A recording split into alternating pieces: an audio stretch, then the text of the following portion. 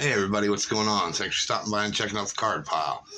Well, I hit up my local card shop this weekend over at J&S Sports Cards in Lafayette, Indiana, and picked up a few things. Not a lot of glamorous things, but cool stuff I like. I mean, hopefully you like them too, but definitely stuff I liked. He's mainly into the new stuff. There's some vintage there. And he's got a couple boxes to go through. I hit up some 50s era boxes, maybe a couple 60s cards were in there. And I bought a new pack of the 2023, even though it says 2022 Topps Chrome, which I don't know why they do that. So I'm going to show you the cards, but first let's open this pack and see if there's anything good in it. All right. So let's see here. First thing we got is Jake Myers Chrome rookie card. That's pretty cool. Nice Ryan Sandberg right there. Go Cubs. That's kind of a wild card. And then the next one would be Joe Perez rookie card. And the last one would be Julio Rodriguez rookie card. So let's see here. 1, 2, 3, 4 cards for the pack. I think I paid $4 for the pack, so that's $1 a card. We'll see how that turns out. So once again, Jake Myers, Rhino, Joe Perez, and Julio Rodriguez. So we'll see how those end up going. Okay, and then the vintage pickups I got was, the first one I picked up was this 1959 Topps Granny Hammer. That's just a great name. I looked into him a little bit. He played quite a few years. But just the name alone, Granny Hammer, I had to pick it up. Here's the back. Like I said, 1959 Topps, number 436. And heck, by this year, by 1959, he's already had 15 years in. So that's pretty cool. I looked up his rookie card just for laughs, and it's pretty cool looking. He has a 1950 Bauman, I believe. That's pretty sharp. And then a Topps fold-up or pop-up one. I'd have to look, but they look pretty cool. If you're into the old vintage cards and with cool names like Granny Hammer, I'd look into it. So yeah, that's pretty sweet. Then up next, I got from 1961 Topps, the 1960 World Series Roy Face Saves the Day. That's a pretty neat looking card from Game 5, and it's card number 310 from the 61 Topps set. So yeah, that's pretty sweet right there. Then the next one I picked up is also from 1961, and it is the NL Pitching Leaders Games 1. And on this, Lou Burdett, I want to say Vern Law, and I don't know who this gentleman is, but right here is what caught my eye, Warren Spahn. That's just a cool little picture of Warren Spahn here with 3 other people. National League Pitching Leaders, Games 1. The back's pretty decent. Warren Spahn card, can't go wrong with that.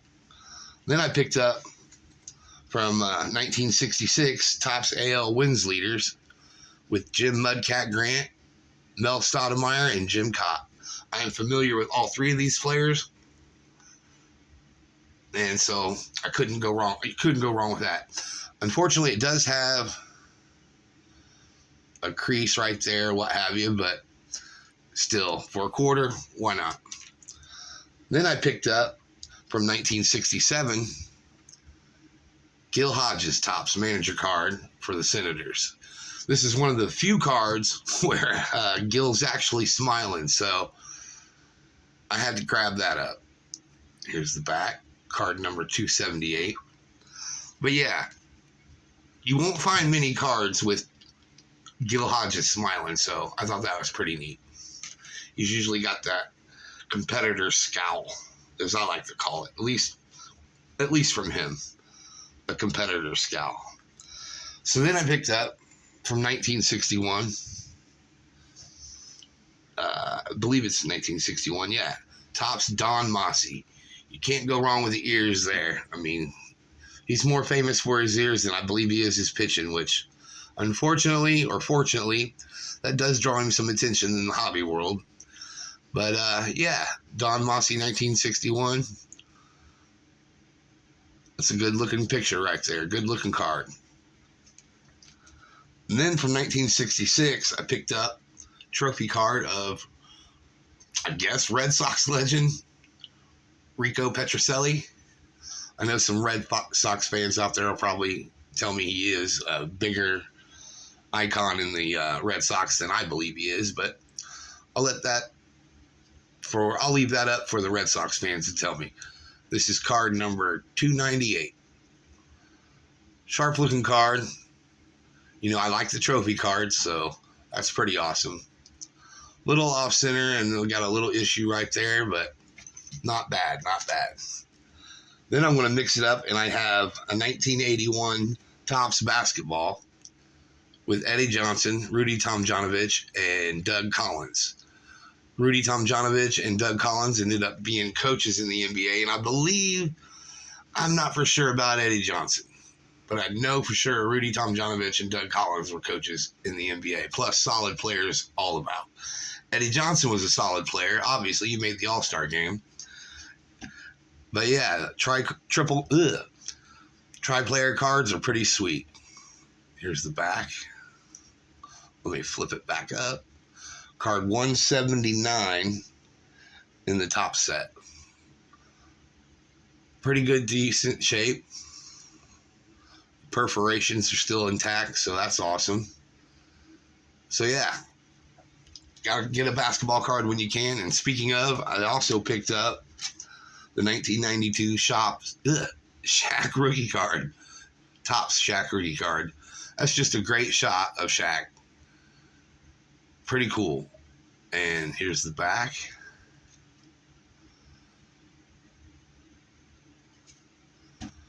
So yeah. And I like how it's got the draft pick right there from the Magic. So that's pretty sweet. The last card I picked up is from the 1991 Pro Set Football Series. Card number 388. To me, the all-time greatest running back in the NFL, the great Barry Sanders. That's just a cool-looking art card. Here's the back.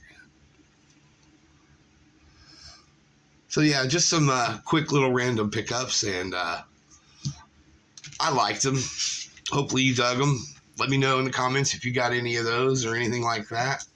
Like I mentioned, I very rarely pick up new stuff, but when I do, I'd like to hopefully hit something. Maybe this is something, I don't know. But I'm definitely happy with the Sandberg. So that's pretty awesome right there. So yeah, just let me know in the comments if any of those newer cards from the Chrome set are worth a big deal or are a big deal, because I'm not real for sure. I mean, I'm assuming Julio Rodriguez is the hot guy nowadays, so I'll look into that. But as far as the vintage cards go, those are the few things I picked up. Like I said, he's more nowadays moving into new product, and I don't want to